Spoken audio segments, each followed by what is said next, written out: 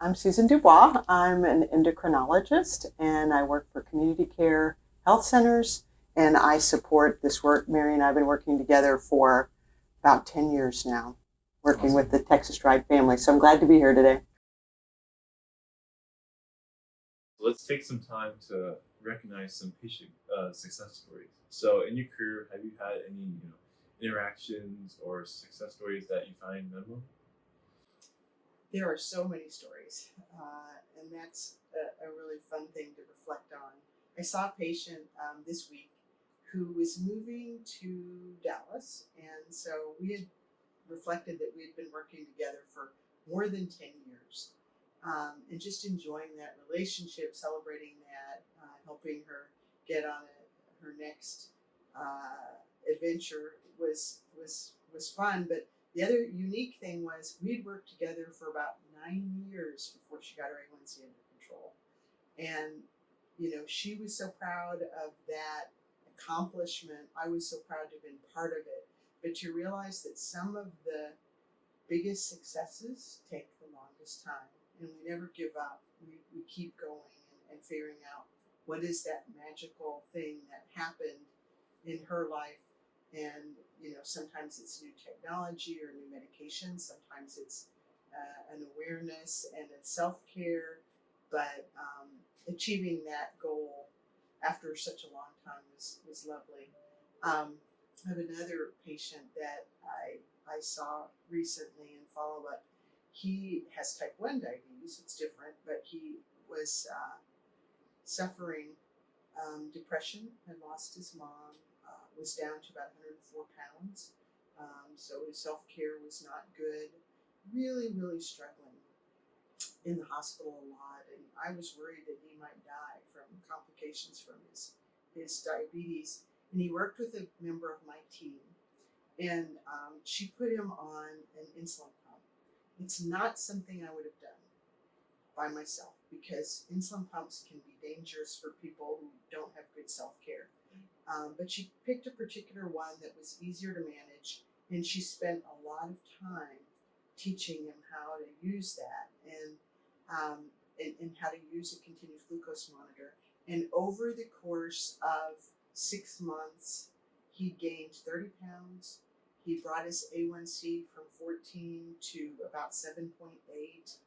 He was not able to work when we started this process. He was able to get a job again.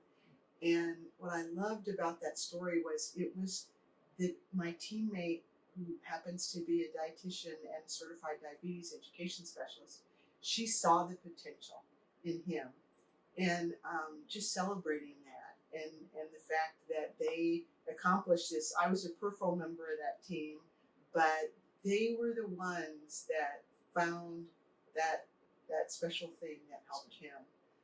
So every day there's a new story, but those are two I like in particular. So, I guess on the same note, what are the things that you enjoy about being an endocrinologist? Um, the relationships that we develop over years, and helping people reach their potential, helping them grow, are the things that I enjoy the most. I have a patient that I've seen since 1999. Her son, I met her when she was pregnant with her son. He's in college now. Our children sort of grew up together, and having that relationship over all these years has been really special to me. And every time I see her, I just light up. Um, and some of the relationships that we develop that are most satisfying might start out a little bit rough. So maybe we have somebody who's had a bad experience in the medical arena. Maybe they had a team that they didn't feel cared about them, and so they come in a little bit skeptical. Um, and we work together, or maybe our personalities don't meld right in the beginning, but we take the time to peel back the layers and get to know one another and develop that trust, and so that can be particularly satisfying. I always tell people when they tell me that they are not happy with their doctor, have you had those honest conversations? Because sometimes you have the honest conversations, it doesn't work, and you move on and you get a different team. But sometimes you have those conversations and you develop the trust, particularly if it's a patient who's been seeing multiple different providers. It takes time to really dig in. So I think that is something. Um, that is enjoyable. And I'd say the third thing I love to do is help young people with diabetes, and we have a lot of young people with type 2 diabetes now become independent in their care. So those adolescents who are transitioning into adulthood, helping them take ownership and and find out how they are going to manage, not mom and dad or grandma or whoever's been helping. That's a particular joy that I have. Right, and that early intervention is just so important in their trajectory and things like that. So it must be very rewarding to do. And I guess the last thing is there's always that saying, practice what you preach. So what are some strategies that you use yourself to stay healthy and active and things like That's a tough one. I like to eat, and I'm a stress eater. I tell my patients that I don't ask anything of them that I wouldn't and don't ask of myself, but being realistic about what we can do and when we can do it, and when we fall short, getting back on the wagon. I've learned over time that you know, people who are healthier and have healthier habits tend to, when they have a misstep or you know, get off of their healthy eating patterns, they get back on right away. And some of us say, well, I'll do that next week or whatever. So learning to get back on quicker is something that I've worked on.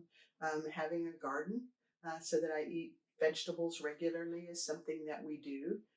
Exercise. I think exercise should be something that we enjoy. um, I don't enjoy going to the gym. I enjoy walking outside, but it's 100 degrees out. So, what I learned and just started about 6 weeks ago is fencing. So, I'm sword fighting. It's super fun. And you can do it for an hour and feel great. My first lesson, I twisted my ankle and had to do ankle rehab. But finding a sport that you enjoy and then sticking with it. So I joined a club, and they have women my age, veteran fencers, they call it. So that could be key. So whatever it is that you do, you got to love it. Otherwise, it's hard to get the motivation to say, okay, I've just worked 10 hours and now I'm going to go do this thing. But if you look forward to it, then you'll do it. So those are a few things. But I'm certainly not perfect. And I think that enables me to be gentle with my patients. None of us are perfect, that. and we just keep going to be the best we can be. Yes, ma'am. Thank you.